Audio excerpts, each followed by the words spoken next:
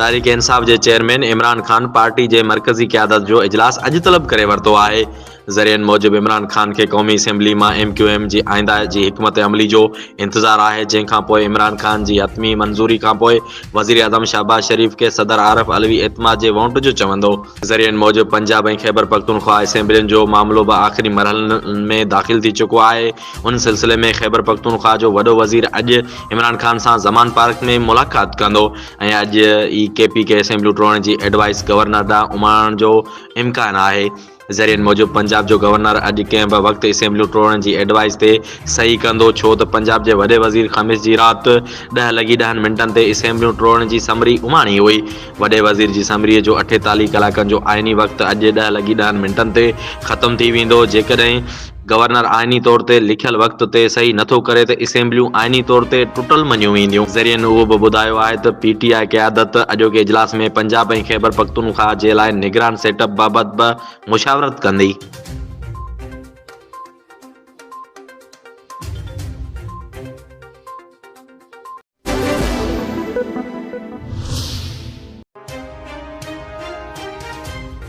नाणे वारे वज़ीर इसहाक डार लाहौर में पंजाब के गवर्नर मलिकुर रहमान से मुलाकात कई, जैमें मुल्क की गडियल सियासी और मुआशी सूरत हाल ते गाल्हियूं कयूं वयूं। मुलाकात दौरान पंजाब के गवर्नर नाणे वारे वज़ीर के ताज़े कामयाब दौरन ते मुबारकबाद ॾिनी और मईशत में बेहतरी के लिए उनकी कोशिश की तारीफ़ कई। मुलाकात दौरान इसहाक डार चयो त मुल्क की तारीख़ में अड़ा मुआशी चैलेंजिस पहिरियां कदें भी न आया, पर उन बावजूद पाकिस्तान के डिफॉल्ट जो खतरो न है, वो सिर्फ कुछ अहमक मानन जो ख्वाब ही रहिजी वेंदो। नाणे वारे वज़ीर चयो त वज़ीर आज़म की क़यादत में इक़्तिसादी टीम मईशत की बेहतरी लाइ कोशिशूं करे रही है और ईंदड़ ॾींहनि दौरान मईशत में वधीक बेहतरी ईंदी।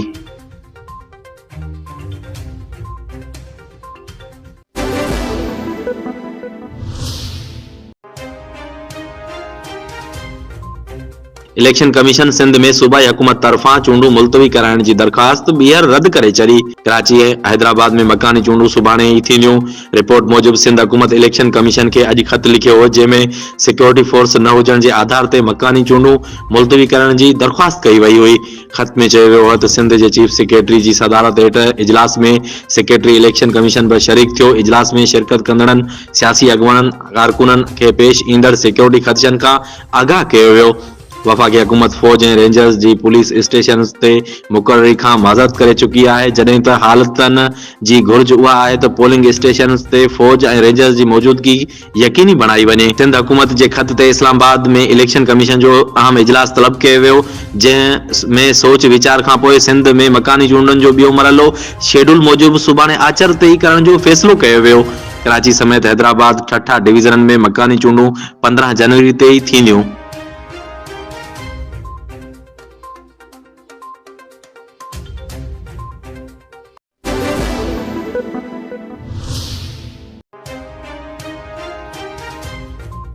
सिंध हुकूमत कराची और हैदराबाद डिवीजन में सुभाणे मकानी चूंडू मुलतवी कराइण लाइ इलेक्शन कमिश्नर के खत लिखी छॾियो है।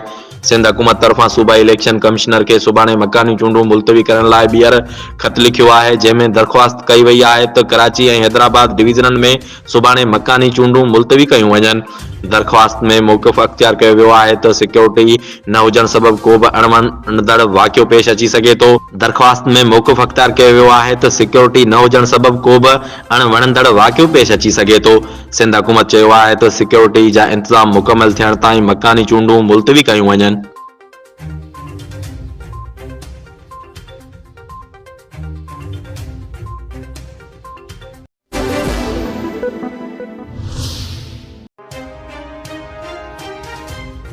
घर वज़ीर राणा सनावला चयो है तो कराची और हैदराबाद में मकानी चूंडनि जो मामलो कंहिं वॾे हादसे जो सबब बणिजी सके तो। राणा सनावला कराची और हैदराबाद में मकानी चूंडनि वारे मामले ते थींदड़ छिकताण ते गणतीअ जो इज़हार कंदे चयो है तो मकानी चूंडू 15 जनवरी ते थियण वारे मामले ते सियासी पार्टियुनि जे पाण में छिकताण गणती जोगी सूरत हाल करे रही है। मौजूदा सूरत हाल में कराची और हैदराबाद में मकानी चूंडनि के मामले ते छिकताण जो इम्कान है। घरू वज़ीर चयो त कुछ शरपसंद अनासर छिकताण वारी सूरत हाल में फ़ाइदो खणी सघनि था। अमन अमान जी सूरत हाल ब पैदा थी सघे थी। को बि हिकु नंढड़ो वाक़ियो कराची हैदराबाद में कंहिं वॾे हादसे जो सबबु बणिजी सघे थो। सियासी पार्टियुनि ऐं इलेक्शन सां लाॻापियल धुरियुनि खे मामले जो संजीदगीअ सां हल करणु घुर्जे। इलेक्शन कमीशन ऐं अदलिया हालतनि जी संगीनीअ जो नोटिस वठनि, आइन ऐं कानून जी रोशनी में मुनासिब हल कढियो वञे। घरू वज़ीर वधीक चयो त ॿ सियासी पार्टियूं मकानी चूंडूं 15 जनवरी ते कराइण जे हक़ में आहिनि त ॿ वरी उन जी मुखालफ़त में आहिनि, जंहिं करे मामलो संगीन सूरत हाल अख़्तियार करे सघे थो।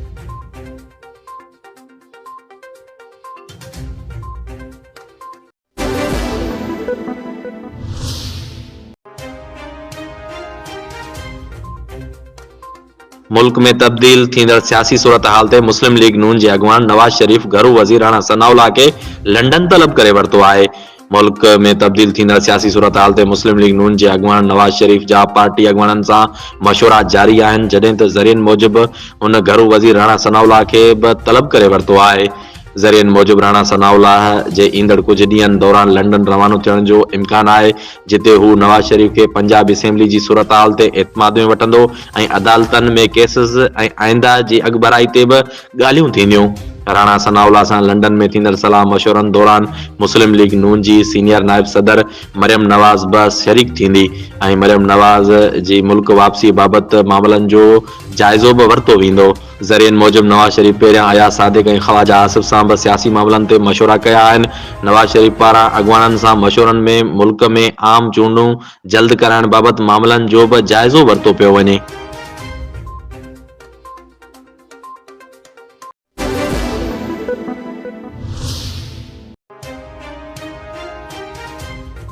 कराची पुलिस मकानी चूंडनि लाइ सिक्योरिटी प्लान जारी करे छॾियो। कराची पुलिस शहर में सुभाणे थींदड़ मकानी चूंडनि लाइ सिक्योरिटी प्लान जारी करे छॾियो। पुलिस तर्जुमान मूजिबि इलेक्शन कमीशन कराची पुलिस जा 43,605 खां वधीक एहलकार सिक्योरिटी फ़र्ज़ अंजाम ॾींदा। पुलिस तर्जुमान जो चवणु आहे त ओभर ज़ोन में 17,588 ऑफिसर ऐं एहलकार मुक़ररु कया विया आहिनि, जिन मां ज़िले ओभर में 6,533 एहलकार, मलीर में 4,837 ऐं कोरंगी में 6,218 एहलकार मुक़ररु हूंदा। ॾखण ज़ोन 11,627 ऑफिसर ऐं एहलकार मुक़ररु कया विया आहिनि, जिन में ज़िले ॾखण में 2,155, ज़िले सेंटर में 4,558 ऐं कैमाड़ी में 4,914 एहलकार शामिल आहिनि। ईस्ट ज़ोन में 14,390 ऑफिसर ऐं एहलकार मुक़ररु कया विया आहिनि, जिन में सेंट्रल ज़िले में 9,672, ओलह ज़िले में 4,718 एहलकार शामिल आहिनि। तर्जुमान जो चवणु आहे त चूंडूं दौरान कराची में 4,997 पोलिंग स्टेशन्स ते 26,050 पुलिस एहलकार इलेक्शन ड्यूटी सरअंजाम ॾींदा। पुलिस तर्जुमान मूजिबि कराची में रेंजर्स जा 500 एहलकार ऐं FC जा 200 एहलकार पिण इलेक्शन ड्यूटी ते मुक़ररु हूंदा। कराची पुलिस अवाम जी जान ऐं माल खे महफ़ूज़ बणाइण लाइ हर मुमकिन क़दम खणी रही आहे।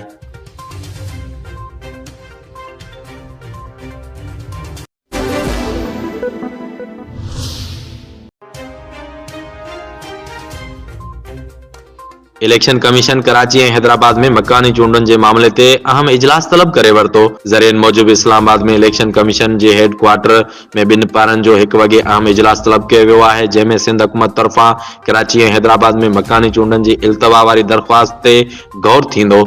ज़रियनि मूजिबि इजलास में सेक्रेटरी इलेक्शन कमीशन उमर हमीद ऐं ॿिया शरीक थींदा, जॾहिं त कराची खां सूबाई इलेक्शन कमिश्नर एजाज़ अनवर चौहान वीडियो लिंक ज़रिए इजलास में शिरकत कंदो। यादि रहे त सिंध हुकूमत इलेक्शन कमीशन खां सुभाणे थींदड़ कराची ऐं हैदराबाद में मकानी चूंडूं मुलतवी करण जी दरख़्वास्त कई आहे, जॾहिं त ॻुझनि इदारनि तरफ़ां बि सिक्योरिटी ख़दशनि खे नज़र में रखंदे चूंडुनि लाइ इल्तवा जी दरख़्वास्त दाख़िल कई वई आहे।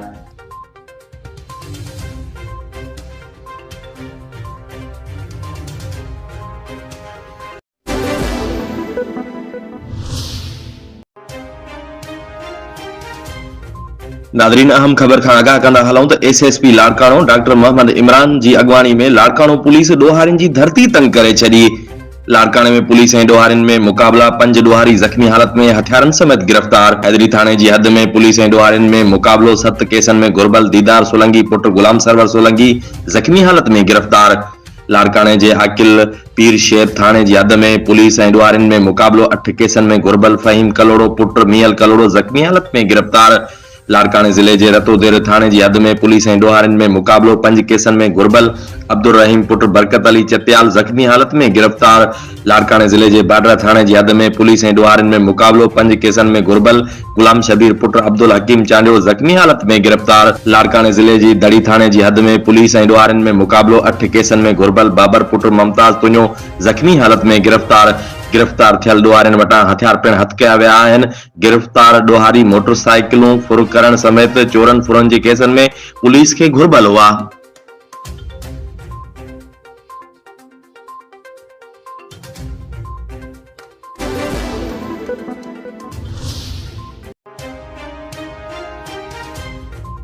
कोडीजी का खबर शामिल कंदा हलूं त एसएसपी खैरपुर जे सख्त हिदायतुनि ते कोडीजी पुलिस जो डिवाइस माफिया खिलाफ कार्रवाई कंदे हिकु ॼणो गिरफ़्तार।